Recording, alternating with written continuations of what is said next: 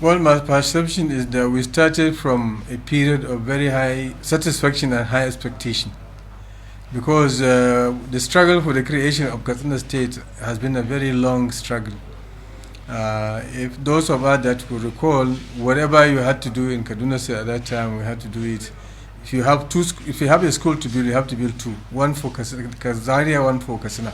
That's how it was for quite a long time. One Kaduna was called North Central State when the states were created in the 70s by the Gowon administration. So when we finally, in 1987, got Katsina State created, it was a period for joy for all of us. It was also a period of beginning of the challenge because we got what we wanted, but what we found on the ground was more daunting than what we actually hoped to find on the ground. We realized that we had a lot of challenges in almost all areas and facets of administration of a state. Fortunately for us, the people from Katsina are well equipped at that time to actually take off the administration of a state because most of the civil servants at that time in Kaduna State actually came from Katsina State. Good ones, very good ones that in all areas of endeavor or work. So when we came here, the challenge we had was something that we actually expected, but we didn't know that it was going to be that much.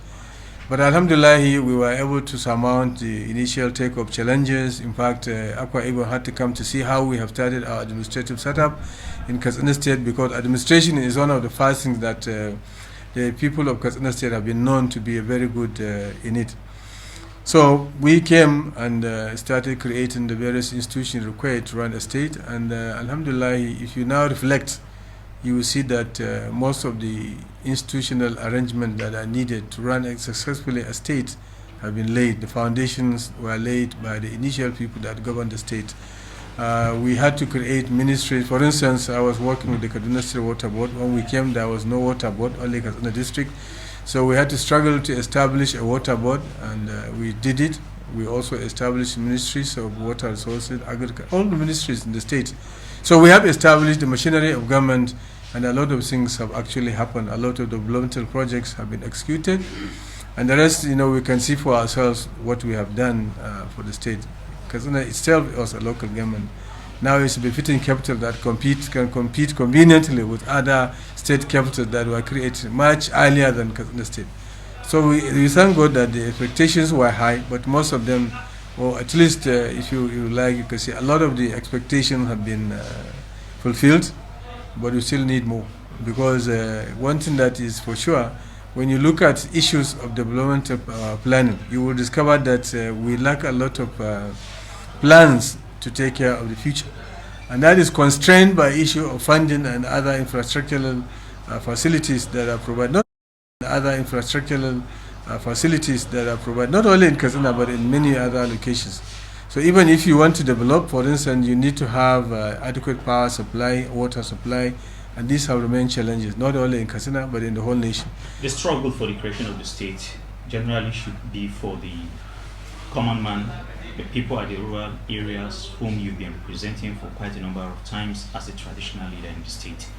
To what extent has the creation of the state have a positive impact in the life of the common man at the rural communities? Well, quite a lot. You see, if you look at the revenue that was coming to Katsina State, at that time the revenue was very small because it was only accruing to the local governments.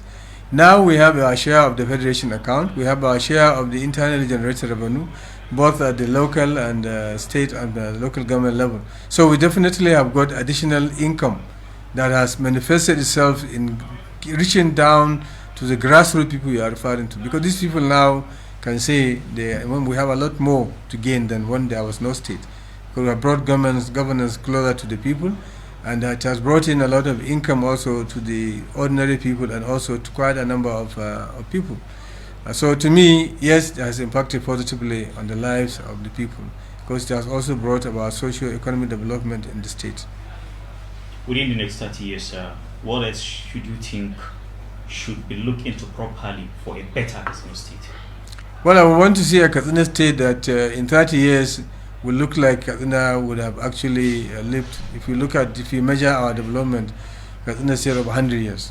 And I want to see how Katsina would actually, this period of 30 years, will lay the foundation of adequate plans that we can transform Katsina into a state that will be enviable in the whole country. A state where there will be a lot of prosperity, a state where people will come and invest, a state where we'll have a lot of educational institutions, a state where, you know, it will be an example for other states, nations to actually emulate. This is what I want to see a Katsina state in the next 30 years. Most of the challenges that we face today should actually no more be challenges. What we will need to do at that time we have achieved so much from the target of what we set ourselves. So to do that, you really need to have your own vision and mission and the objectives of what you want to achieve. And I hope those foundations that have been laid for all this will have actually achieved all those items I listed. So I think we've heard from the Madawakin, Daura, and the former civil servant in Katsina State. We would like to know from Senator Mustapha Bukar now, at the political angle, sir, what's your take on what? On the state as it has matured politically? Yeah, politically, you know, it has the same challenges that we have in quite a number of states that are contingent to us. Because I always say, if we want to do something, number one, if you look at the political angle, the electoral process has to be correct. It has to be correct in all the states that are contingent and in the whole country. So really, the political development in the state is something that I think is worth emulating. Of course, it has happened in many states in Nigeria. We have the president coming from Katsina State, for instance. This is in 2015 election. I think it's a landmark election, because that is the first time that the opposition could actually be able to take power from a ruling party that has stayed for 16 years. To me, that is a milestone, and that is something that we have set out, and I hope and believe that if we do what is needed, we will continue to improve on the lives and the political landscape of our own people, or of the state and the nation, because we should be able to have very good transitions, very good elections, and very good political development. And where you have good political development or democracy, certainly you'll have a lot of prosperity, a lot of give and take, a lot of understanding, and a lot of, you know, hope that we'll now be able to transit from those years when elections were really a tug of war or do or die affair, to years that elections are assumed that only those people that are really serious, or people that the populace, the electorate, can trust, will actually be voted into power, not people that can rig themselves into power, and people who really mean well to the people of the state that will actually be elected.